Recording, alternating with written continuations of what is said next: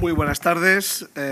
Quiero también dar las gracias a la Sociedad Española de Cardiología y a los organizadores para poder participar en este proyecto tan interesante y que además en estos momentos tenemos conectados a grandes compañeros y amigos, con lo cual realmente va a ser un verdadero placer poder comentar en esta charla que durante 20 minutos vamos a intentar centrar cuáles son aquellos puntos que realmente nos planteamos a la hora de manejar un paciente con insuficiencia cardíaca. Es de destacar, para todos nosotros es claro que la insuficiencia cardíaca es una epidemia hoy día en la salud cardiovascular. Sabemos por el estudio PRICE que la prevalencia de insuficiencia cardíaca en España en estos momentos se calcula en pacientes por encima de realmente una población de más de 40 años, una prevalencia del 6,8%. Evidentemente, esta prevalencia aumenta con la edad. También hay una incidencia progresivamente más importante en los últimos años. Y mi charla se va a centrar en 6 puntos clave, que son mortalidad, hospitalizaciones, cuál es el control de los síntomas y signos de insuficiencia cardíaca, la optimización del tratamiento farmacológico, las comorbilidades y la seguridad en la utilización de los fármacos para la insuficiencia cardíaca. Está claro que en los últimos años hemos tenido una mejora evidente de la mortalidad y una mejora evidente de la morbilidad de los pacientes con insuficiencia cardíaca, gracias a la aplicación de fármacos que han controlado el sistema de activación neurohormonal y del sistema nervioso simpático. Pero también es evidente de que sigue habiendo una alta mortalidad y, por ejemplo, recientemente se ha publicado el seguimiento del estudio CARE-HF que demuestra que pacientes con insuficiencia cardíaca correctamente tratados y tratados con terapia de resincronización tienen una mortalidad del 50% a los 6 años. Esto significa que todavía tenemos nuevas áreas para avanzar en el tratamiento de nuestros pacientes, nuevas áreas sobre todo que avanzan en la fisiopatología de la insuficiencia cardíaca y en los últimos años se ha consolidado el control de la frecuencia cardíaca como una de estas áreas que tiene impacto en el tratamiento de nuestros pacientes con insuficiencia cardíaca. La mortalidad en los últimos años, conforme se ha ido implementando los fármacos que han mostrado una mejoría de la morbimortalidad, como son los IECAs, los betabloqueantes y los antagonistas de la aldosterona, realmente han mostrado un claro beneficio en la supervivencia de nuestros pacientes. Y Vabradina, con el estudio SHIFT, añade un beneficio adicional en este tipo de pacientes. En el estudio se hizo a partir de una recomendación de la EMEA, para la autorización de Vabradina a nivel europeo, muestra que en los pacientes que tienen en la inclusión en el estudio SHIFT frecuencias cardíacas superiores a 75 o iguales a 75, realmente en este tipo de pacientes, además de la reducción clara de la hospitalización por insuficiencia cardíaca, hay una reducción también significativa de la mortalidad cardiovascular y de la mortalidad por cualquier causa. Por lo tanto, Vabradina, teniendo en cuenta que es un estudio post-hoc del estudio SHIFT, realmente impacta también desde el punto de vista de reducción de la morbimortalidad. Otro aspecto es que en un fármaco que actualmente demuestre su beneficio en la insuficiencia cardíaca, le vamos a pedir que reduzca sobre todo la progresión de la enfermedad. La evidencia más clara de reducir la progresión de la enfermedad es actuar sobre el remodelado ventricular, y esto significa conseguir un remodelado inverso. En el estudio SHIFT hubo un subestudio de ecocardiografía en 411 pacientes que demostró que el uso de Vabradina asociado al tratamiento convencional de la insuficiencia cardíaca reduce de forma significativa el índice de volumen telesistólico y el índice de volumen telediastólico, y también mejora la fracción de eyección. El impacto de esta reducción se ha de considerar en que esto es añadido a tratamientos que ya han demostrado una mejora en el remodelado ventricular. Por lo tanto, es importante remarcar este beneficio adicional de Vabradina en los pacientes con insuficiencia cardíaca y disfunción sistólica importante. También es importante remarcar que la presencia o realmente el tener un buen remodelado ventricular en un paciente con insuficiencia cardíaca se presenta durante los primeros meses de tratamiento. Y el mensaje es que la optimización del tratamiento farmacológico se tiene que realizar durante los primeros meses, probablemente dentro de los 2 o 3 primeros meses, puesto que el mejor beneficio de remodelado ventricular se puede ver alrededor de los 6 meses de inicio del tratamiento. Otro aspecto clave hoy día son las hospitalizaciones. Sabemos por estudios epidemiológicos de que la hospitalización por insuficiencia cardíaca sigue aumentando a pesar de estos tratamientos que tenemos, que han demostrado también una reducción de la mortalidad. Sigue habiendo hospitalizaciones en número importante, y si nos vamos a la práctica habitual nuestra, en este caso serían pacientes que estuvieron ingresados en Cataluña durante el año 2009, y hablamos de 18.000 ingresos hospitalarios, es importante remarcar que un 40% de los pacientes ingresados volvieron a reingresar al año de seguimiento. Esto significa realmente un número muy importante, y lo que es más importante destacar es que la gran mayoría de estos pacientes reingresaron dentro de los 3 primeros meses. Por lo tanto, un mensaje claro y un punto clave es que estos pacientes que marchan de alta necesitan un seguimiento, una continuidad asistencial lo más adecuada posible para controlar las descompensaciones. Y es porque, como se puede ver en esta diapositiva, especialmente el mayor riesgo de mortalidad de los pacientes que son dados de alta de nuestros hospitales se produce dentro del primer mes al alta del paciente. Y estos pacientes predominantemente mueren de insuficiencia cardíaca y también de muerte súbita, pero mayoritariamente de insuficiencia cardíaca. Sabemos lo difícil que es manejar a los pacientes ingresados, especialmente cuando están en síntomas congestivos, cuando están hipotensos, el tratamiento farmacológico habitual. En otro subestudio y muy importante por parte también de Ibabardina, presentado este año, demuestra que dentro de este subestudio del SHIFT hay una reducción también del número total de hospitalizaciones por insuficiencia cardíaca y las hospitalizaciones también por cualquier causa y las hospitalizaciones cardiovasculares, no así por las hospitalizaciones no relacionadas con el campo cardiovascular. Y en un editorial muy interesante de esta publicación, del doctor Borer, y el comentario por parte del editorialista, que es Stefan Anker, realmente lo que marca es que probablemente hay que cambiar a lo mejor la evaluación de los ensayos clínicos de insuficiencia cardíaca, especialmente yendo del time to first event, es decir, a partir de que un paciente ya está randomizado y presenta el primer evento, ya no se cuentan más eventos posteriores, pero si realmente escogiéramos todos los eventos que el paciente va a desarrollar durante el seguimiento en este estudio, por ejemplo, en el caso del SHIFT, Ibabradina pasaría de reducir 47 hospitalizaciones por 1.000 pacientes tratados a 93 hospitalizaciones por 1.000 pacientes tratados. Por lo tanto, el impacto sería mucho más importante. Otro aspecto clave en este momento sería que no solamente es reducir la primera hospitalización, sino hospitalizaciones posteriores que además se han visto están claramente relacionadas con la mortalidad.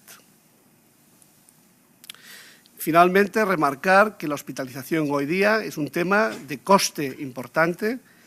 La hospitalización comporta el 69% del coste global de la insuficiencia cardíaca. Por lo tanto, abordar una reducción de las hospitalizaciones es dar respuesta a lo que nos piden hoy realmente muchas de nuestras gerencias, muchas direcciones médicas, que es reducir el coste de la hospitalización, el coste de la insuficiencia cardíaca. El control de signos y síntomas está muy en relación con la calidad de vida. El paciente que no tiene síntomas es un paciente que se encuentra mejor. Hay que recordar que la insuficiencia cardíaca en estos momentos tiene una peor calidad de vida respecto a la depresión, la hepatitis, pacientes con diálisis. En el estudio SHIFT, hay el subestudio dirigido a valorar la mejora de la calidad de vida, en este caso analizado por el Kansas City Questionnaire, en el cual se ve que los pacientes tratados con ibabradina tienen una mejora de la calidad de vida comparada con el placebo, y además esta mejora de la calidad de vida está en relación con la reducción de la frecuencia cardíaca. Aquellos pacientes que tienen mayor reducción de la frecuencia cardíaca tienen una mejor calidad de vida. Otro aspecto importante en nuestros pacientes es la capacidad de ejercicio. Es de destacar un estudio, que es el estudio CARVIVA, que compara pacientes con insuficiencia cardíaca que son randomizados a tratamiento con carvedilol, a tratamiento con carvedilol y ibabradina o tratamiento con ibabradina sola, comparando el consumo de oxígeno mediante una prueba de esfuerzo y comparando el test de 6 minutos. Se puede observar en las barras magentas que el uso de ibabradina en estos pacientes mostró una mejora de la capacidad funcional en el consumo de oxígeno y mejoró también de forma significativa el test de 6 minutos respecto a la combinación de ibabradina junto con carvedilol o con carvedilol solo. Esto viene a mostrar probablemente los efectos secundarios que tienen en muchos pacientes los betabloqueantes respecto a la capacidad de ejercicio y la calidad de vida y sobre todo especialmente por la sensación de astenia y agotamiento que provocan estos tratamientos en determinados pacientes. La optimización del tratamiento farmacológico es clave. Tenemos las guías y en los últimos años es muy importante remarcar que el control de la frecuencia cardíaca se ha convertido en un objetivo terapéutico. Sabemos que la frecuencia cardíaca es un factor de riesgo gracias al estudio SHIFT y es una medición simple. Podemos hacer en la mesa de nuestro despacho visitando al paciente con un electro, sencillamente tomando la presión arterial. Y esto se tendría que evaluar de forma sistemática igual que se evalúa la tensión arterial. Es muy importante, además, que esto sea el objetivo también cuando estamos haciendo la titulación de los fármacos, especialmente betabloqueantes y los fármacos asociados. Hay que tener en cuenta que hasta ahora, y tampoco las guías, marcan realmente cuál es el objetivo del tratamiento cuando hablamos de frecuencia cardíaca. Yo creo que esto es importante porque el SHIFT nos ha dado una línea para poder seguir a nuestros pacientes. Y esto se puede ver en el subestudio publicado por Bonn, en el cual la frecuencia alcanzada a los 28 días, especialmente si los pacientes tenían frecuencias cardíacas por debajo de 60, eran pacientes que presentaban menos el evento primario, el objetivo primario del estudio, que es decir, menos mortalidad cardiovascular, menos hospitalización por insuficiencia cardíaca. Esto significa que cuando tratamos un paciente con insuficiencia cardíaca a los 28 días, lo ideal sería que su frecuencia cardíaca estuviera entre 55 y 60. Y es más, también nos aporta un dato, es el objetivo de poder reducir como mínimo 10 latidos por minuto la frecuencia cardíaca respecto a la basal como objetivo también de nuestro tratamiento. En muchas ocasiones intentamos alcanzar las dosis máximas, especialmente en betabloqueantes. Esta es la realidad en los estudios, ya lo sabemos que luego en la población, nuestra población habitual de nuestras consultas, esto no es así. En gran manera, lógicamente, esta falta de llegar a estas dosis objetivo suelen ser porque muchos de nuestros pacientes presentan comorbilidades o efectos secundarios que limitan el alcanzar las dosis máximas, en este caso, de los betabloqueantes. Y también, hablando de dosis máximas, podríamos decir que probablemente el efecto de los betabloqueantes no está tan claro en relación a las dosis como en la reducción de la frecuencia cardíaca. Esto viene expuesto por el metaanálisis, es de los más famosos, lógicamente de McAllister, en el cual lo que se ve en esta diapositiva es que la reducción y el riesgo que proporcionan los betabloqueantes está en relación con el grado de reducción de la frecuencia cardíaca que proporcionan a los pacientes. Y en este metaanálisis no se encontró relación significativa entre la mortalidad total y las dosis de betabloqueantes. Por lo tanto, el mecanismo por el cual se benefician los pacientes que son tratados con betabloqueantes es especialmente un beneficio de reducción de la frecuencia cardíaca. Y esto también lo ha corroborado el estudio SHIFT en esta diapositiva y mediante un elegante realmente estudio estadístico de un estudio post-hoc presentado por Schwerber en el JACC, lo que se ve en esta diapositiva es que en las abscisas se pueden ver 5 categorías de pacientes que están con diversas dosis progresivas de betabloqueantes y en el otro eje podemos ver lo que son las frecuencias cardíacas basales de los pacientes incluidos en el estudio SHIFT. En el eje de ordenadas podemos ver realmente cuál es la reducción de la frecuencia cardíaca desde el basal a los 28 días en los pacientes incluidos en el estudio SHIFT. La pregunta es, ¿realmente hay impacto en la dosis de betabloqueantes en la respuesta a ibabradina? La respuesta a esto es no. Lo que se puede ver aquí es que las diversas categorías de betabloqueantes, para cada categoría de frecuencia cardíaca basal, prácticamente no había diferencias, mientras que sí que realmente había diferencias en el efecto de ibabradina conforme la frecuencia cardíaca basal era más elevada. Y en estos pacientes la reducción de la frecuencia cardíaca era mucho más importante, por lo tanto, esto podía tener más impacto en lo que era la reducción del objetivo primario del estudio SHIFT. En la vida diaria sigue existiendo pacientes que están tratados con dosis lo más óptimas posibles de betabloqueantes y persisten con frecuencias cardíacas elevadas. Este es el estudio DataHelp presentado por Ponikowski en el europeo y en el cual se puede ver realmente como la media de los pacientes con insuficiencia cardíaca sigue siendo todavía de 75 latidos por minuto, que como sabemos son pacientes que tienen un riesgo de presentar morbimortalidad. Y lo que analizan también ellos es que no encuentran correlación entre la frecuencia cardíaca basal de estos pacientes y la dosis o el tanto por ciento de dosis alcanzada de betabloqueantes. Las comorbilidades son claves en el manejo porque realmente limitan actualmente el uso de fármacos de probada eficacia, como por ejemplo el caso de los IECAS y la insuficiencia renal. Hay fármacos usados para controlar las comorbilidades, como por ejemplo los antiinflamatorios no esteroideos, que también empeoran la insuficiencia cardíaca. Otros fármacos, como por ejemplo los beta-estimulantes y en los pacientes con EPOC y su interacción con los beta-bloqueantes. Hay que tener en cuenta que realmente las comorbilidades reducen la adherencia y el tratamiento a la insuficiencia cardíaca, se asocian a las hospitalizaciones y las comorbilidades realmente en algunas ocasiones tienen también a su vez tratamientos coadyuvantes de la insuficiencia cardíaca, como pueden ser el caso de pacientes con anemia. Y recordar que cualquier comorbilidad con insuficiencia cardíaca se asocia a un mal pronóstico. Cuando analizamos los pacientes que contra más tienen, más comorbilidades presentan, estos pacientes tienen un mayor riesgo de morbimortalidad e independientemente también de lo que es la insuficiencia cardíaca con función sistólica preservada o función sistólica deprimida. Por ejemplo, también en la vida real, y estos son los datos de los pacientes en Cataluña, se puede ver cómo los pacientes que reingresan a los 30 días son pacientes que tienen más edad, pacientes que van más por la vía de urgencias, pacientes que tienen más ingresos previos y pacientes con comorbilidades, pacientes con EPOC, diabetes, enfermedad renal crónica, enfermedad hepática. Como veis, realmente las comorbilidades son lo que impacta actualmente en los reingresos hospitalarios. Finalmente, lo que le pedimos a un fármaco en la insuficiencia cardíaca como un punto clave es que sea un fármaco seguro.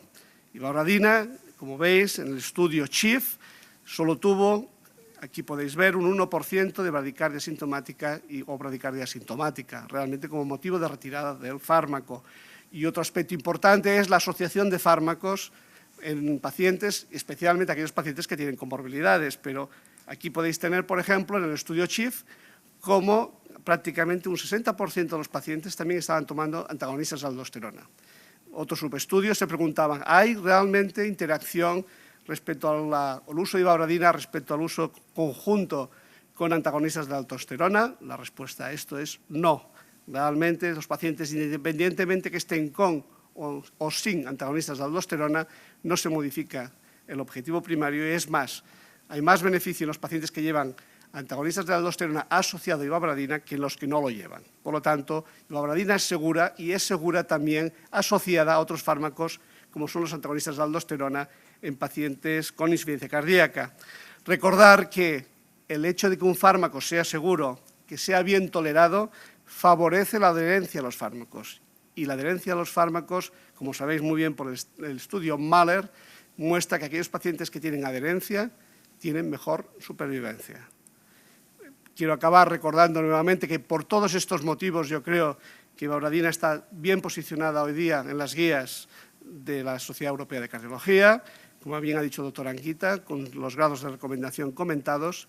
Y finalmente quisiera acabar diciendo que a estos puntos clave que hemos comentado de la insuficiencia cardíaca, el estudio CHIEF creo que ha dado una respuesta muy clara en aspectos como son el tema de la mortalidad, con el estudio del subestudio de mayor de 75 latidos por minuto y el subestudio de ECO, como en el subestudio de hospitalizaciones aborda el tema de las rehospitalizaciones, que es un tema también importante, el tema de calidad de vida, el estudio CARVIVA para el control de signos y síntomas, el subestudio de dosis de betabloqueantes y de mayor de 75 por el tema de optimización del tratamiento farmacológico, el subestudio de betabloqueantes versus control de frecuencia cardíaca para hablar del tema de comorbilidades, cómo las comorbilidades limitan realmente el uso de los fármacos convencionales de insuficiencia cardíaca y finalmente recordar la seguridad del estudio de ibauradina en el estudio CHIEF y también en el subestudio asociado que asocia ibauradina a antagonistas de aldosterona. Quiero daros las gracias por vuestra atención.